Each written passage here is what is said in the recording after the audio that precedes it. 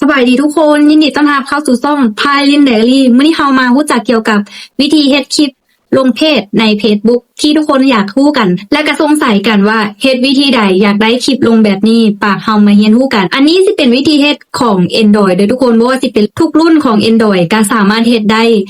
นี่แหละคือวิธีเฮ็ดคลิปลงเพจที่ทุกคนสงสัยก่อนอื่นให้เข้าไปใน Google แล้วก็ค้นหาแอป TV Browser เพราะว่าถ้าเข้าไปใน Play Store เราจะค้นหาบ่เห็นแต่ว่าบางโทรศัพท์ของ Android ก็เห็นแอปนี้เลยทุกคนแอปที่เป็นรูป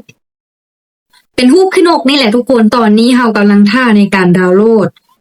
หลังจากดาวน์โหลดแล้วเราสิไปติดตั้งเพราะว่าเราโหลดใน Google เราก็ต้องไปติดตั้งบ่คือโหลดใน Play Store มันสิเข้าไปในเครื่องเลยหลังจากเราติดตั้งแล้วมันก็สิเข้ามาหน้าแอปแม่นบ่ทุกคนถ้ากดในบ่อนค้นหาเลย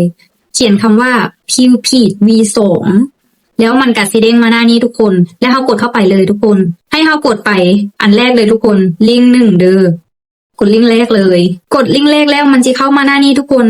เรากดคัดลอกก่อน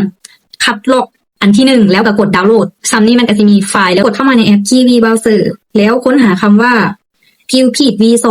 แล้วให้เรากดเข้ามาใน Puppeet V2 แล้วเรากดเครื่องหมาย3ขีดทุกคนเรากดเครื่องหมาย3ขีดแล้วมันสิเห็นอันนี้แม่นบ่ทุกคนเขียนว่า extension แล้วเรากดเข้ามาแล้วให้เรากดเครื่องหมายทางเทิงนี้ทุกคนนี่ตามลูกศรที่พลอยบอกเลยเด้อนี่มันสิมีไฟล์ที่เรากดดาวน์โหลดทุกคนจำได้บอกว่าเรากดดาวน์โหลดตอนขั้นตอนแรกไฟล์แบบนี้ก็คือเรากดดาวน์โหลด2เทื่อมันก็มี2เทื่อเลยเราสิเอาอันใดก็ได้แล้วมันสิมาแบบนี้เรากดอัปเดต1ครั้ง2ครั้งก็ได้ทุกคนค้นหาอีกครั้งแล้วก็เขียนคำว่า Puppeet V2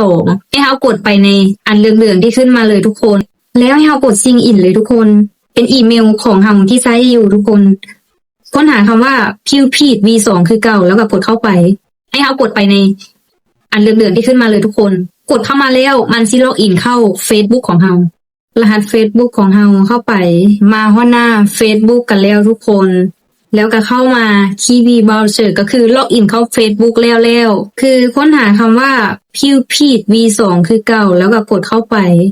แล้วให้หาคำว่า Facebook วิดีโอหลังจากนั้นเราก็กดเข้ามาเลยทุกคนแล้วมันสิมาหน้านี้แล้วบนนี้เราก็ใส่ลงไปว่าเราต้องการอยากได้คลิปแบบใดพอใส่คลิปลงไปแล้ว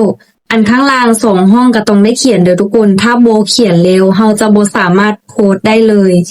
แม่นแล้วเขียนห้องที่1แล้วก็เขียนห้องที่2ห้องเจาะลุมคลิปของเราก็ให้มีรูปภาพเด้อทุกคนซึ่งเป็นรูปนี้เนาะหลังจากนั้นเราก็กดปุ่มเขียวเลยทุกคนพอกดปุ่มเขียวแล้วมันก็สิอัปโหลดได้เลยทุกคนซึ่งเราก็มาเบิ่งในเพจของเราเลยและคลิปก็สิมาอยู่นี่การอัปโหลดอิงตามสัญญาณถ้าสัญญาณแฮงก็อาจจะอัปโหลดไวแต่ถ้าสัญญาณบ่แฮงก็อาจจะอัปโหลดช้านี่เด้คลิปที่เราได้ก็แบบนี้เลยทุกคนสำหรับไผที่ถามพลอยเข้ามาว่า iOS เฮ็ดได้บ่หรือว่า iPhone นั่นเองทุกคนแต่พลอยเฮ็ดบ่ได้เด้อแต่บ่ฮู้ว่ามีไผเฮ็ดได้บ่แต่สำหรับพลอยเฮ็ดบ่ได้